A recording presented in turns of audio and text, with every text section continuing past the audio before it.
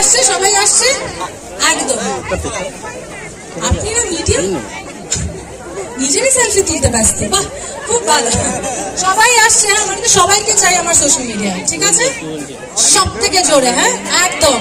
আর আমাদের সঙ্গে আপনারাও বলতে পারেন, ওকে? চল 3, 2, 1 বি ফর বিনোদিনী।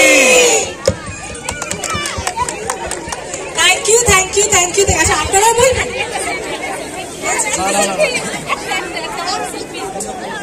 চলো বলবে বিনোদিনী, চলো না ওম চলে আসো।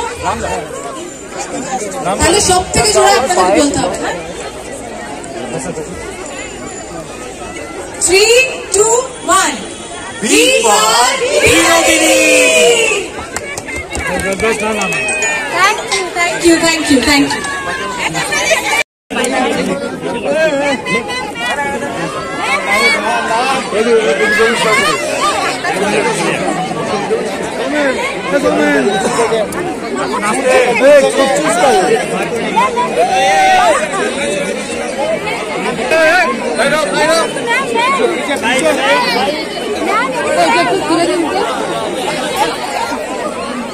একদম গুঞ্জন ডান্স একাডেমির জন্য একটা বিগ রাউন্ড অফ অ্যাপ্লজ। সবাই হাততালি।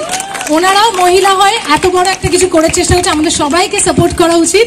এবং সবাই মিলে প্লিজ বিনোদিনী দেখবেন, আমার বিনোদিনীকে ভালোবাসবেন, রুক্মিণীকে আশীর্বাদ করবেন, আমাদের গোটা টিমের পাশে দাঁড়াবেন। 23শে জানুয়ারি থেকে আপনাদের পাশের হলে পৌঁছে যাচ্ছে। এবং একটা স্পেশাল কথা বলে যাই, আমাদের দুটো গান বেরিয়ে গেছে, কানহা এবং আজই বড়সড় রাতে, যেটা আমার আর ওমের গান।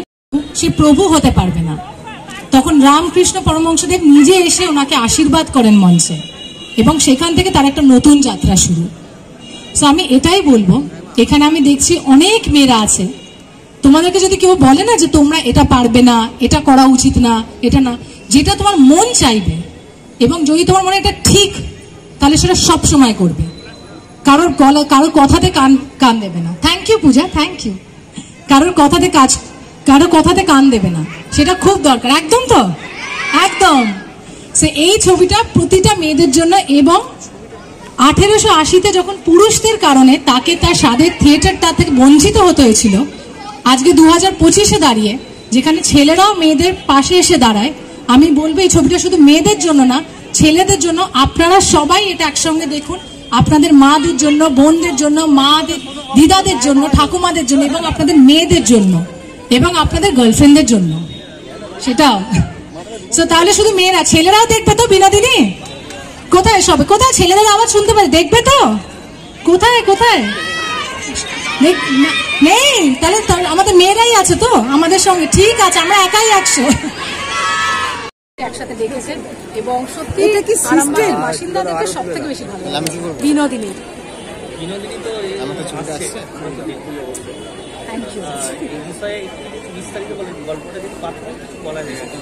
আমার বিস্তারিত বলতে অনেক সময়, হ্যাঁ বিনোদিনী ওনার সময়কালে উনি সব থেকে বড় সুপারস্টার ছিলেন। সে হয়তো প্রথম নায়িকা, যদিও নায়িকা সুপারস্টার, ফিমেল সুপারস্টার, সে 1880 সালে ওই সময়কার। এবং কোথাও না কোথাও আমাদের বাংলার ইতিহাসের পাতায় একটা ভুলে যাওয়া একটা অধ্যায়, এবং সেইটাকেই ফিরিয়ে আনা। এবং এই যে স্টার থিয়েটার আজকে বিনোদিনী থিয়েটার হয়ে উঠেছেন, এটা ওনারই যোগ্য এবং প্রাপ্য ছিল, এবং সেইটাকে ফিরিয়ে দেওয়া। আর এই সব কিছু নিয়ে, গোটা গল্পটা নিয়ে আমরা আসতে চলেছি 23শে জানুয়ারি হলে। দিদি 1880 আর এখন হচ্ছে 2025, এই সময়টাকে, এই যে এতটা ব্যবধান 141, এই ব্যবধানটাকে আপনারা মানে কিভাবে তুলে ধরতে চাইছেন? আমি দেখলাম যে রবীন্দ্রসঙ্গীত এখানে ব্যবহার হয়েছে, কিন্তু ঠিক রবীন্দ্রসঙ্গীত মনে হচ্ছে না। আবার একটা মিক্সিংও আছে। এই যে জিনিসটা, এটা আপনারা করেছেন, এবং ওই সময়টাকে এখন তুলে ধরতে কিছু কস্টিউম, যেটা ঠিক, এটা কি এখনকার সময়কে বিচার করে এটা কি আপনারা আপনাদের মতো করে করেছেন, না পুরো সেই সময়টাকে তুলে ধরতে? কি সময়টাকে তুলে ধরা অবশ্যই হয়েছে। যদি আপনি কস্টিউমের কথা বলেন, সেটা সেই সময়কালে যেই রং, যেই টেক্সটাইল যেগুলো ব্যবহার হচ্ছে, যেগুলো সেই সময় ডিসকভার বা ইনভেন্ট হয়েছিল, সেইগুলোকেই ব্যবহার করা হয়েছে। কিন্তু সেটাকে আমরা এমনভাবে সেটাকে আমরা তুলে ধরেছি নতুন প্রজন্মর কাছে, যাতে সেটা আরও বেশি আকর্ষিত করে তাদেরকে, সেইটাকে মাথায় রেখে। এবং আমার মনে হয় প্রতিটা ডিরেক্টরের একটা সিনেম্যাটিক ভিশন থাকে, একটা সিনেম্যাটিক লাইসেন্স ইউজ করে, যাতে 1880 গল্প অবশ্যই, কিন্তু সেটা 2025-এরও অডিয়েন্সের কাছে, যারা আজকাল আমাদের প্রজন্ম এবং পরবর্তী প্রজন্ম, যারা নানান ওটিটিতে গ্লোবাল সিনেমা, নানান হিন্দি ছবি, সাউথের ছবি দেখে যে ক্যানভাসটা, যে গ্র্যান্ডিওরটা দেখে, যে বড় একটা ব্যাপার দেখে, রং দেখে, সেইটাকে তুলে ধরার চেষ্টা। এবং আমার মনে হয় আমার ডিরেক্টর আরো বেশি ভালো করে এটা বলতে পারে। রামবাবু যদি এটা একটু অনেক বলে। দেখুন, রবীন্দ্রসঙ্গীত ব্যবহার হয়েছে কারণ অলরেডি তখন রবীন্দ্রনাথ ঠাকুর ভানু সিংহের পদাবলী লিখে দিয়েছেন। সেটা থেকে আপনারা দেখলেন যে শুধু গানটা ওখানে আছে। সিনেমাটা দেখলে বুঝতে পারবেন যে কেন ব্যবহার হয়েছে, সিনেমায় রবীন্দ্রনাথ এবং যতীন্দ্রনাথের কি কানেকশন এবং কেন বিনোদিনী সেই গানটা গাইলো।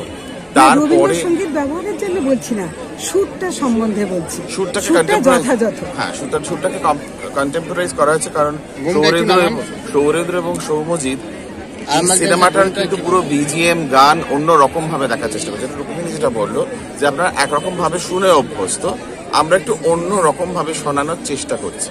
সেটা যদি আপনাদের ভালো লাগে তাহলে আমরা কন্টিনিউ করবো, যদি ভালো না লাগে তাহলে আবার আমরা পুরোনো পদ্ধতি ফিরে যাবো।